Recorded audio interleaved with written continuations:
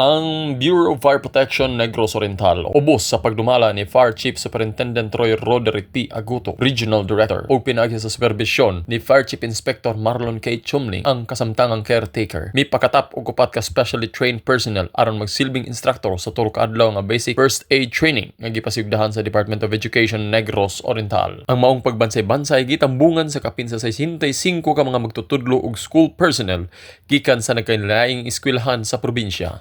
Kini nga inisyatiba nagtumong sa pagpalig-on sa kaandam sa emerhensya sa mga magtutudlo. Pinaagi sa pagsangkap kanila sa mga kinahanglanon nga kahana sa first aid. Ang mga instructor sa BFP mihatag og mga lecture o hands-on nga mga demonstrasyon kung unsaon pagtubag sa mga kasagarang mga emerhensya sama sa samad, paso, natukan, nakuyapan, mga bali o gusto nga teknik sa pagbandage. Sa ikatulong adlaw, ang mga partisipante gihatagan og mock emergency scenario. Din ilang gigamit ang tanang kahanas o kahibalo nga nakatunan ato sa pagbansay-bansay. Kini nga kalihukan naghatag og realistikong kahintang aron sulayan ang ilang tubag ug paghimog desisyon ubos sa pressure. Kining malampuson nga pagbansay nagpakita sa lig-on nga kolaborasyon tali sa BFP ug DepEd sa pagtukod og kultura sa kaluwasan ug kaandam sa mga eskwelahan. Gisuportahan usab kini ang tumong og sa paghimo ug usa ka lig-on nga komunidad ang mga magtutudlo makahimo sa paglihok nga paspas ug epektibo sa panahon sa mga emerhensya. Ang BFP Negros Oriental nagpabiling lig-on sa ilang padayon nga suporta sa mga programa ngadto na sa kaluwasan sa publiko ug kaandam sa katalagman. Alang sa BFP TV,